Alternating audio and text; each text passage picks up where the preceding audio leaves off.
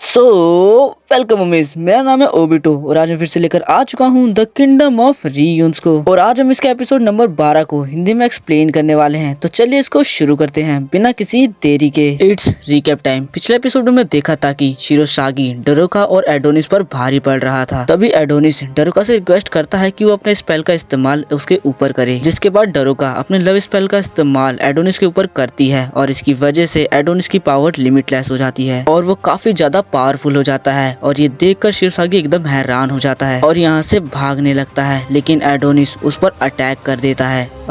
अब यहाँ शिरोसागी पीछे की तरफ भागने लगता है, लेकिन एडोनिस उसका पीछा करने लग जाता है। अब एडोनिस शिरोसागी के पास पहुंचकर उसे खींचकर एक मुक्का मारता है, जिसकी वजह से शिरोसागी एक दो बिल्डिंगों को तोड़ता हुआ बहुत दूर जाकर गिरता है। शिरोसागी सोचता है इसके मैजिक को ही बूस्ट नहीं मिला, इसकी फिजिकल एबिलिटी भी बढ़ चुकी है। तभी यहाँ एडोनिस शिरोसागी के ऊपर चढ़ जाता है और उसके एक हाथ को मोड़ते हुए बोलता है, इन्हीं हाथों से तुमने मेरी प्रिंसेस को टच किया था ना। और ऐसे कहते हुए उसके उसी हाथ को तोड़ देता है। इसके बाद वो शिरोसागी टांग पकड़ लेता है और बोलता है, इसी लात से तुमने मेरी प्रिंसेस को मारा था ना। और ऐसा बोलकर वो उसकी उसी टांग को तोड़ देता है और दूर फेंक देता है, लेकिन शिरोसागी अभी भी हंसता है। तभी एडोनिस एक बहुत बड़े स्पेल को कास्ट करने लगता है और शिरोसागी से बोलता है, मैं तुम्हें कुचल दूंगा। ये स्पेल काफी ज्यादा खतरनाक था, जिससे अगल बगल की बिल्डिंगें भी टूटने लग जाती हैं। अब इस स्पेल के कास्ट होते ही आसमान से स्नो गिरने लगती है। एडोनिस बोलता है, ये मुझे क्लोई ने सिखाया था, लेकिन मैंने उससे एक प्रॉमिस किया था कि मैं इस स्पेल का इस्तेमाल तभी करूंगा जब मैं किसी को प्रोटेक्ट कर रहा हूँ। ये स्पेल काफी बड़े दायरे में हो रहा था और ये देखकर शिरोसागी की एकदम फट जाती है। एडोनिस बोलता है, राइटिंग समनिक मैजिक हैव ए को स्पेल। तभी शिरोसागी बोलता है, क्या सीरियसली? और वो अपने उन्हीं हाथों से एडोनिस पर अटैक कर देता है, लेकिन उसके हाथ एडोनिस तक पहुंचने से पहले ही एडोनिस के स्पेल के कारण बर्फ में जम जाते हैं, जिसके बाद एडोनिस उसे हवा से उड़ाकर उन सभी को दूर फेंक देता है। तभी शिरोसागी डरोका को उसको रुकने के लिए बोलता है और बोलता है, क्या तुम भी इसके साथ मरना चाहती हो? तभी हम देखते हैं कि डरोका और एडोनिस के ऊपर भी बर्फ जमने लगती है, लेकिन तभी एडोनिस अपने मैजिक का इस्तेमाल करता है और उसके अगल बगल फ्लेम जलने लगती है, जिसकी वजह से वो बर्फ पिघल जाती है। इससे शिरोसागी को काफी ज्यादा गुस्सा आता है और इसीलिए वो खुद ही एडोनिस पर अटैक करने के लिए आगे बढ़ता है, लेकिन उसके पास पहुंचने से पहले ही वो उसके स्पेल के कारण बर्फ में जम जाता है। तभी एडोनिस बोलता है, मेरा स्पेल कंप्लीट हो गया। जिसके बाद काफी तेज की हवाएं चलने लगती हैं और हर जगह बर्फ में जमना चालू हो जाती है और सब कुछ उसके स्पेल की तरफ खींचा चला आता है। तभी आसमान से एक नीले कलर की रोशनी जमीन पर गिरती है और हर जगह बर्फ में जमना चालू हो जाती है। तभी यहाँ पर हम छोटे से ड्रोन को देखते हैं, जो कि रेडियो एम्पायर के सिक्योरिटीज का होता है और वो शिरोसागी को यहाँ से भागने के लिए कहते हैं, लेकिन अब तक शिरोसागी बर्फ में जम चुका था। तभी यहाँ पर डरोका भी बर्फ में जमने लगती है, लेकिन एडोनिस अपने मैजिक का इस्तेमाल करता है और डरोका के लिए अपने मैजिक की मदद से एक आर्मर सूट बना देता है। तभी हमें दिखाया जाता है कि अगल बगल की सभी जगह बर्फ में जमना चालू हो चुकी है। यहाँ रेगिस्तान में भी मिस्टर पंक को अजीब सा महसूस होता है। तभी वो देखता है कि एक बर्फ का तूफान उनकी तरफ ही बढ़ रहा है और वो तूफान उनकी जगह को भी बर्फ में जमा के चला जाता है और इस गर्म रेगिस्तान में भी ठंड बढ़ जाती है। यहाँ रेडियो एम्पायर में हम चार्मी को देखते हैं, जो कि अब शिरोसागी की लोकेशन का पता नहीं लगा पा रही थी। तभी वो सैटेलाइट की मदद से उस जगह को ढूंढने की कोशिश करती है, लेकिन वो अपनी स्क्रीन पर देखकर हैरान हो जाती है, क्योंकि उस पूरी जगह को एक बर्फ के बवंडर ने घेर लिया था और कुछ भी क्लियर नहीं दिखाई दे रहा था। तभी चार्मी के पीछे से उसका डायरेक्टर बोलता है, क्या नेशनल ब्यूरो भी अब उसे हरा नहीं पा रहा है? तभी चार्मी पाती है कि ये तो चीफ ओजेड है। चीफ बोलता है, लगता है हम इसे अपने सिंपल मेथड से हरा नहीं पाएंगे। इसके बाद हम मिस्टर पंक के एरिया को देखते हैं, जो कि पूरी तरह से बर्फ में जम चुका होता है। मिस्टर पंक इन सभी बर्फ को देखकर सोचते हैं, क्या वो मर गए? इसके बाद हम एडोनिस और डरोका को देखते हैं। एडोनिस ने डरोका को बचाने के लिए गले लगा लिया था ताकि वो बर्फ में ना जमे। तभी यह आसमान से क्लोई की आत्मा आती है और वो एडोनिस और डरोका को गले लगाती है, जिसके बाद वो वापस चली जाती है। लेकिन तभी एडोनिस की आंख खुल जाती है और वो बोलता है, मैंने तुमसे प्रॉमिस किया था कि मैं इस मैजिक का इस्तेमाल तभी करूंगा जब मैं किसी को बचा रहूंगा। इसके बाद डरोका बोलती है, मुझे बहुत गर्म लग रहा है, क्या तुमने मेरे लिए एक आर्मर सूट बनाया है? फिर वो एडोनिस से पूछती है, क्या तुमने मुझे बचाया है? लेकिन थकान के कारण एडोनिस बेहोश होने लगता है। तभी डरोका अपने मैजिक को हटा देती है, जिसके बाद एडोनिस बेहोश होकर नीचे गिर जाता है। तो डरोका उसके सीने पर अपने सर को रखकर उसकी दिल की धड़कन को सुनने लगती है और बोलती है, कितना कितना अच्छा लग रहा है, कितना ज्यादा रिलीफ मिल रहा है। तभी पीछे से शिरोसागी बोलता है, तुम दोनों बिल्कुल एक जैसे हो, बिल्कुल क्वीन और उस आदमी की तरह जब वो लोग जवान थे। अगर तुम कभी फ्यूचर में क्वीन से मिलोगी तो प्लीज उनसे बोलना। हालांकि मुझे रीइंकार्नेशन नहीं मिल सका, लेकिन मैंने अपना बेस्ट दिया। और ऐसा बोलते हुए वो रोने लग जाता है और बोलता है, दुनिया के बीच में,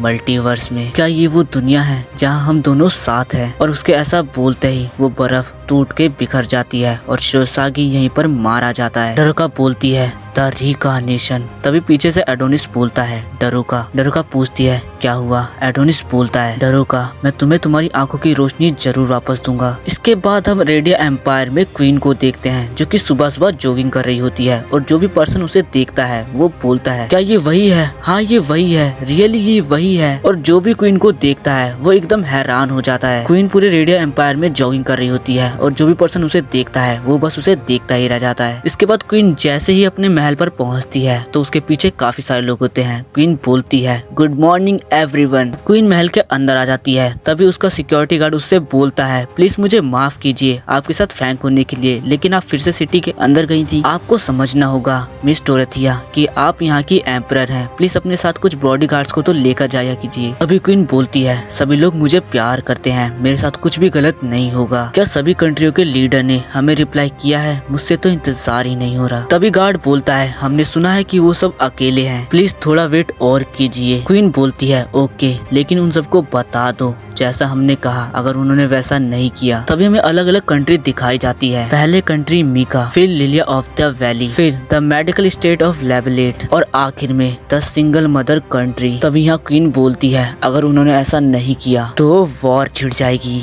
इसके बाद हम डरुका और एडोनिस को देखते हैं। एडोनिस बोलता है, क्या तुम्हें ये जगह पसंद आई? डरुका बोलती है, क्या तुमने पूरी जगह को बर्फ से जमा दिया है? डरुका आगे बोलती है, मैंने अपने लव स्पेल मैजिक का तुम्हारे ऊपर इस्तेमाल किया। तुम्हारा दिल, तुम्हारा प्यार, वो भी क्लोई के लिए, लेकिन मैंने तुम्हें अपने मैजिक से अपने प्यार में गिराया। एडोनिस बोलता है, इस बात का कोई मतलब नहीं बनता, वो भी अभी कहने का, क्योंकि वो मैं था जिसने तुम्हें ऐसा करने को कहा था। और सच्चाई तो ये है, शिरोसागी मेरे से बहुत ज्यादा पावरफुल था, लेकिन मैं ये नहीं मानना चाहता। मुझे पता है मैं उससे नहीं जीत पाता अगर हम सिंगल फाइट करते। इसके बाद एडोनिस डरुका से बोलता है, अपने बालों को ऊपर करो। डरुका उसकी बात को मानती है और अपने बालों को ऊपर करती है। इसके बाद एडोनिस बैग में कुछ चेक करते हुए बोलता है, तुम्हें पता है मैं तुम्हें तुमसे ज्यादा जानता हूँ। असल में तुम पूरी तरह से केयरलेस हो। इसका सीधा सीधा मतलब है कि तुम बेवकूफ हो। और फिर डरुका की आंख पर पट्टी बांधते हुए कहता है, लेकिन दयालु होना तुम्हारा नेचर है। जिसके बाद एडोनिस उसकी आंख पर पट्टी बांधने लगता है। तभी डरुका को लगता है कि एडोनिस उसे गले लगा रहा है। तभी एडोनिस डरुका को मारते हुए कहता है, फालतू बातें सोचना बंद करो, तुम्हारा लव मैजिक मेरे ऊपर काम नहीं करेगा। इसके बाद एडोनिस डरुका यहाँ से जाने लगते हैं। तभी एडोनिस बोलता है, मैंने कभी नहीं सोचा था कि मैं इस टेंट का इस्तेमाल करूंगा। डरुका बोलती है, तो इसके लिए हमें मिस्टर पंच को शुक्रिया बोलना चाहिए। लेकिन वो गिरने वाली होती है। तभी एडोनिस उसे पकड़ लेता है। जिसके बाद एडोनिस डरुका का हाथ पकड़ लेता है और उससे कहता है, तुम मेरा हाथ पकड़ लो ताकि तुम गिरो ना। इसके बाद वो अपने सारे सामान को लेकर और डरुका का हाथ पकड़कर यहाँ से चला जाता है। और इसी के साथ ये वाला एपिसोड यहाँ पर खत्म होता है। हम मिलेंगे नेक्स्ट एपिसोड में। जब तक के लिए मेरे चैनल को सब्सक्राइब कर लें।